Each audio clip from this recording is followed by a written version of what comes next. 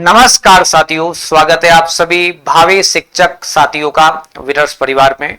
मैं राजेश दांगी आप सभी का स्वागत करता हूं। और प्यारे विद्यार्थियों, आज यहाँ पे हमारा जो मूल मोटिव है वो आप लोगों को जो शिक्षक पात्रता परीक्षा वर्ग 3 के लिए 2024 में आयोजित होने वाली है उसके जो सिलेबस है उसके बारे में आज हम यहाँ पे डिस्कस करने वाले हैं। और खास तौर पे इसमें कौन कौन से सेगमेंट होने वाले हैं और जिसमें बाल विकास की जो भूमिका है वो क्या होने वाली है उसके बारे में आज हम चर्चा करेंगे।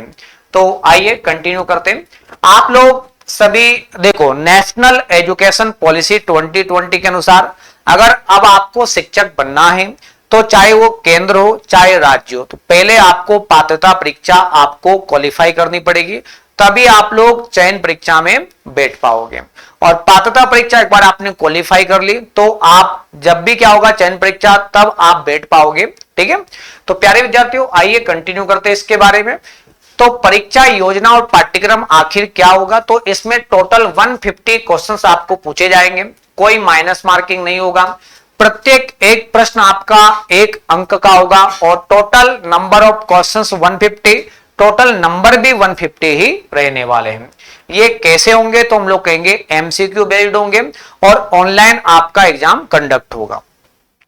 साथ में इसमें 5 पार्ट आखिर कौन कौन से, तो इसमें पहला भाग है जिसका आपको बाल विकास के नाम से जानेंगे, बाल विकास प्लस शिक्षा शास्त्र, जिसके 30 क्वेश्चंस आपको देखने को मिलेंगे। इसके बाद में दूसरा पार्ट होगा जिसमें लैंग्वेज आप फर्स्ट ले सकते हो हिंदी, वैसे मोस्टली एमपी वाले हिंदी ही लेंगे, जिसमें 30 क्वेश्चंस होंगे। लैंग्वेज सेकंड में अगर आपको इंग्लिश में इंटरेस्ट है तो ये ले सकते हो, और ये नहीं तो सर हमको तो संस्कृत अच्छी लगती है तो दोनों में से एक ले सकते हो, तो दोनों नहीं लेना, दोनों में से एक। तो इसके आपको 30 क्वेश्चंस मिलेंगे, या तो संस्कृत के 30 या फिर इंग्लिश के 30। चौथा भाग होगा गणित का जिसके 30 क्वेश्चंस आपको देखने को मिलेंगे, और इसके अलावा 5वां पार्ट होगा पर्यावरण अध्ययन का जिसके आपको 30 क्वेश्चंस देखने को मिलेंगे। टोटल बनेगा आपका 150 है ना क्वेश्चंस का और 150 नंबर का ये पेपर। इसमें जो हम चर्चा करेंगे यहां पर बाल विकास का आखिर क्या भूमिका है। देखो, आपको शिक्षक बनना तो शिक्षक की पहली भूमिका ये होगी कि बच्चों के साथ में बच्चों के जो विकास के सिद्धांत है उनसे आप कितने परिचित हो। बच्चों के साथ में डील करते समय, बच्चों को टीच करते समय और एक कक्षा के डेकोरम को मेंटेन करते समय आपको किन आयामों का और किस प्रकार की विषय वस्तु का ध्यान रखना काफी जरूरी होता है। इसके लिए बाल विकास की जो विषय वस्तु होती है वो काफी इंपॉर्टेंट और काफी महत्वपूर्ण मानी जाती है, क्योंकि आज वर्तमान में जो शिक्षा है वो बाल केंद्रित शिक्षा, चाइल्ड सेंटर्ड एजुकेशन, इस बात को क्या करती है, बढ़ावा देती है कि शिक्षा में लोकतांत्रिक प्रणाली होना चाहिए, डेमोक्रेटिक जो हम लोग कहेंगे सिस्टम होना चाहिए, और जहां पर बच्चा कार्य करके सीखे ऐसी गतिविधियां और ऐसे कार्य होना चाहिए। इसके लिए बाल विकास एक इंपॉर्टेंट पार्ट माना जाता है। जब तक बच्चों के विकास की समझ शिक्षक को नहीं होगी या अभिभावक को नहीं होगी तो वो बेहतर रणनीति नहीं बना पाएगा बच्चे के बेहतर भविष्य के लिए। तो आइए जरा हम जानते हैं यहाँ पे, इसमें एक पहला पार्ट होगा जिसको बाल विकास कहेंगे। इसके टोटल 15 क्वेश्चंस आपको पूछे जाएंगे। यहाँ पे टोटल तो होंगे 30 में से 15 भाग कहां से आएंगे, 15 क्वेश्चंस बाल विकास के पाठ्यक्रम से। अब बाल विकास में क्या, जैसे बाल विकास की अवधारणा क्या है, ठीक है ना, इसका अधिगम के साथ में क्या रिलेशन है, साथ में विकास और विकास को प्रभावित करने वाले कारक आखिर कौन कौन से हैं, जिसमें वंशानुक्रम हो गया, वातावरण हो गया, ये दोनों कैसे अफेक्टेड करते हैं। तीसरा हम लोग देखेंगे यहाँ पे बाल विकास के सिद्धांतों के बारे में बात करेंगे। यहाँ पर एक तो विकास के सिद्धांत होंगे और एक होंगे बाल विकास के अंतर्गत सिद्धांत। बाल विकास के सिद्धांत जैसे कि विकास की दिशा कैसे होती है, ठीक है ना, और साथ साथ में हम लोग कहेंगे विकास किस स्वरूप में होता है, एक समान गति का सिद्धांत, और सर से पैर की ओर विकास का सिद्धांत, मध्य से बाहरी अंगों की ओर विकास का सिद्धांत, सामान्य से विशिष्ट की ओर विकास का सिद्धांत, वर्तुलाकार विकास का सिद्धांत, ये सिद्धांत हम लोग यहां पर देखेंगे।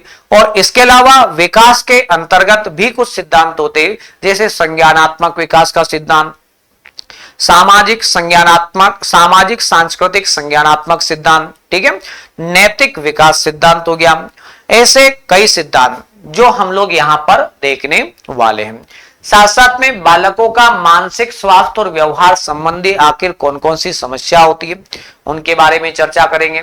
साथ में वंशानुक्रम और वातावरण का आखिर बच्चों के ऊपर क्या इफेक्ट होता है इसके बारे में, जैसे डाउन सिंड्रोम हो गया, क्लिनफेल्टर सिंड्रोम हो गया, पटाउ सिंड्रोम हो गया, ये आदि प्रकार की बीमारी आखिर क्यों हो जाती है, आसपास की सोसाइटी बच्चे के सामाजिकरण में कैसी भूमिका निभाती है, और बच्चों के जो न्यूट्रिशन होता है बच्चे के डेवलपमेंट में वृद्धि में क्या भूमिका निभाता है।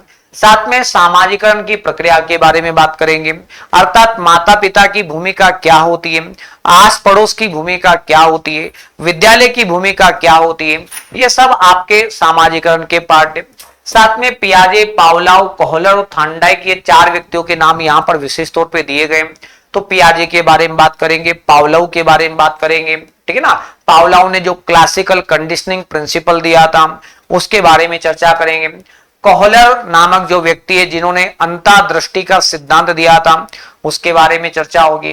थॉर्नडाइक ने जो हम लोग कहेंगे संयोजनवाद के बारे में बताया था, भूल और त्रुटि के सिद्धांत के बारे में बताया था, ठीक है ना। प्रयास का सिद्धांत, ओके, प्रयास का नियम बताया इन्होंने, तत्परता का नियम बताया, प्रभाव का नियम बताया, ये सारे पार्ट इसके अंतर्गत आते। बाल केंद्रित और प्रगतिशील शिक्षा आखिर क्या होती है, चाइल्ड सेंटर्ड एजुकेशन क्या होता है, प्रोग्रेसिव एजुकेशन क्या होती है, इसके बारे में आपको टोटल 15 क्वेश्चंस आपको देखने को मिलेंगे। इसी में आपको बुद्धि क्या होती है ना, समायोजन की योग्यता, अमूर्त चिंतन की योग्यता, पुराने अनुभव से लाभ उठाने की योग्यता, आखिर बुद्धि क्या है, बुद्धि के जो सिद्धांत कौन कौन से, बुद्धि मापन क्या है, इन तीनों पहलुओं को यहां पर देखेंगे। आखिर व्यक्तित्व क्या होता है, व्यक्तित्व के प्रकार क्या होते, अंतर्मुखी, बहिर्मुखी, उभयमुखी आखिर क्या होते, उनको आखिर मापा कैसे जाता है, व्यक्तित्व मापन कैसे किया जाता है, ये सारा पार्ट यहां पर पूछा जाएगा। भाषा विकास, भाषा और विचार के बारे में, जैसे चोमस्की के अपने क्या सेगमेंट है, चोमस्की क्या भाषा के बारे में क्या विचार प्रस्तुत करते हैं, एलईडी यंत्र क्या होता है, सामाजिक निर्माण में जेंडर की भूमिका क्या है, लिंग भेद क्या होता है, साथ साथ में अधिगमकर्ताओं में व्यक्तिगत भिन्नता क्यों पाई जाती है, हर प्राणी दूसरे से किस आधार पर, जाति के आधार पर, वंश के आधार पर, भाषा के आधार पर, संस्कृति के आधार पर, गुणों के आधार पर, क्षमताओं के आधार पर, अभिरुचियों के आधार पर, आदि आधार पर कैसे भिन्न होता है। साथ में इसके अलावा हम लोग देखेंगे अधिगम और अधिगम में आकलन, ठीक है ना, असेसमेंट क्या होता है, सतत व्यापक मूल्यांकन क्या होता है, इन चीजों के बारे में यहां पर चर्चा की जाएगी। और ये टोटल आपके कितने, तो 15 क्वेश्चन यहां पर आपको तैयार किए जाते हैं, यहां से आपको प्रश्न पूछे जाते हैं। 5 प्रश्न आपके पूछे जाते समावेशी शिक्षा से। समावेशी शिक्षा में अर्थात एक ऐसी शिक्षा का आयाम, एक छत के तले विभिन्न पृष्ठभूमि के जो विद्यार्थी हैं उनको समाज की मुख्य धारा में कैसे स्थापित किया जाए, उनके लिए कैसे हम लोग सतत व्यापक हम लोग कहेंगे सतत विकास, ठीक है ना, सतत जो विकास है उसके जो मापदंड तैयार किए गए अंतरराष्ट्रीय रूप से यूनाइटेड नेशन ऑर्गेनाइजेशन के द्वारा, उनके लक्ष्यों को कैसे प्राप्त किया जाए, और समाज से ऐसे जो वंचित बच्चे रह गए या फिर समाज में ऐसे बच्चे जो दिव्यांग है ना, दृष्टिबाधित है ना, या फिर हाथ पैर से क्या है विकलांगे, मानसिक आधार पर विकलांगे, ऐसे बच्चों को समाज की मुख्य धारा में कैसे लाया जाए, इनके लिए सरकार क्या प्रयास कर सकती है, कौन कौन सी संस्थाएं इसके लिए कार्य करती है, प्रतिभाशाली बच्चे क्या होते, मंद बुद्धि बच्चे क्या होते, पिछड़े बच्चे क्या होते, और साथ साथ में अधिगम अक्षम बच्चे क्या होते, डिस्कैलकुलिया, और साथ में डिस्ग्राफिया क्या होता है, ये सारा पार्ट इसके अंतर्गत आएगा। बाल अपराधी बच्चे क्या होते और इनको रोकने के लिए सरकार क्या कर रही है, ये सारा पार्ट इसके अंतर्गत आएगा। तो इनके आपको टोटल क्वेश्चंस आपके बनेंगे यहां से 5। इसके बाद में आएगा आपका अधिगम व शिक्षा शास्त्र।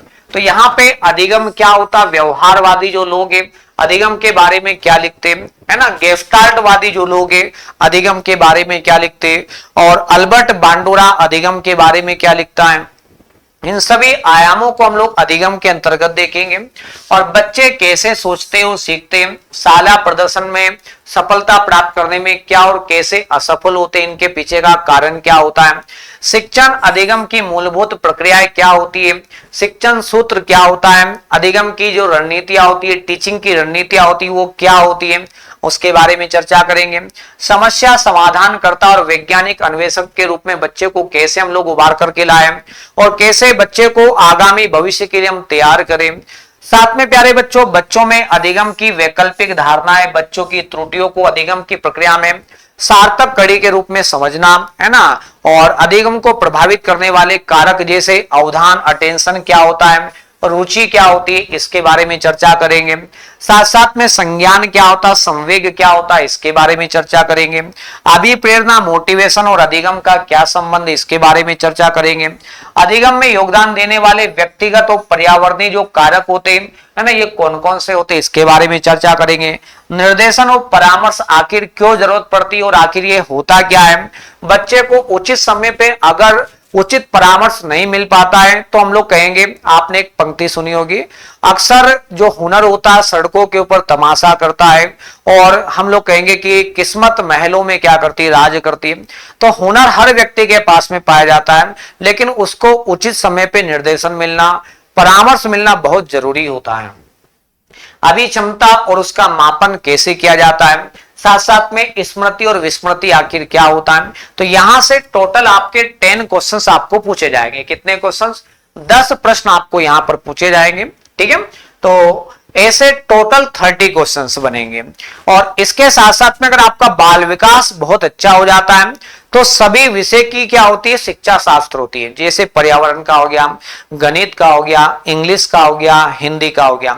अगर बाल विकास की समझ आपकी बेहतर होगी तो यकीन मानिएगा आपका अन्य विषय का जो शिक्षा शास्त्र है वो भी आपके लिए सरल हो गया, उसको भी आप बना दोगे अगर ये वाला भाग आप सीख जाते हो तो प्यारे बच्चों, अगर आप व्यवस्थित फॉर्मेट में प्लानिंग के साथ में समय कम है और इसी बीच में आपको पढ़ना भी है, रिवीजन भी करना है, प्रैक्टिस भी करना है और आपको प्रॉपर व्यवस्थित फॉर्मेट में नोट्स भी चाहिए, तो उसके लिए आप लोग आज ही हमारे विनर्स एप्लीकेशन को डाउनलोड करें और हमारा जो बैच है एमपीटेट मध्य प्रदेश शिक्षक वर्ग 3 के लिए, इसको मात्र 899 में आज ही आप लोग परचेस करें और सभी विषयों के बारे में आप लोग विस्तार से अध्ययन का कार्य करें और अपने सपनों को साकार करने के लिए, है ना, ईमानदारी से मेहनत करें। तो प्यारे विद्यार्थियों, ये आपके लिए इंफॉर्मेशन थी। बाकी आप हमारे इन दोनों एप्लीकेशन के साथ में जोड़ सकते हो, जिसमें एक बुक्स वाला है जो पब्लिकेशन ऐप है और एक जिसमें आपको क्लासेस से रिलेटेड क्या होती है जानकारी प्राप्त होती है। अगर किसी प्रकार की कोई समस्या और जानकारी हम लोगों तक पहुंचाना चाहते हो तो दिए गए कॉन्टेक्ट नंबर पे आप लोग क्या कर सकते हो, कॉन्टेक्ट कर सकते हो और दी गई मेल आईडी पे आप लोग हमको मेल कर सकते हो। तो प्यारे बच्चों, ये हमारे एप्लीकेशन की कुछ सुविधा है। तो आशा है आप लोगों को टेलीग्राम से आप जुड़ ही जाना और यूट्यूब कक्षाओं के साथ में आप जुड़ सकते हो। यहाँ पर जो हमारा मेन प्लेटफॉर्म है जिसमें द विनर्स इंस्टीट्यूट इंदौर, इसके साथ में जुड़ करके जो क्लासेस आपको प्रोवाइड की जा रही है, अभी क्लासेस चल रही है, उसका लाभ ले सकते हो और आप लोग बाकी सभी चैनल के साथ में जरूर जुड़े। तो आशा है आपको ये जो जानकारी है काफी उपयोगी लगी होगी और महत्वपूर्ण लगी होगी। मैं उम्मीद करता हूं आप ईमानदारी से अपने सपनों को साकार करने के लिए ईमानदारी से मेहनत करेंगे और अपने सपनों को साकार करेंगे। मिलते हैं ब्रेक के बाद। जय हिंद, जय भारत, धन्यवाद।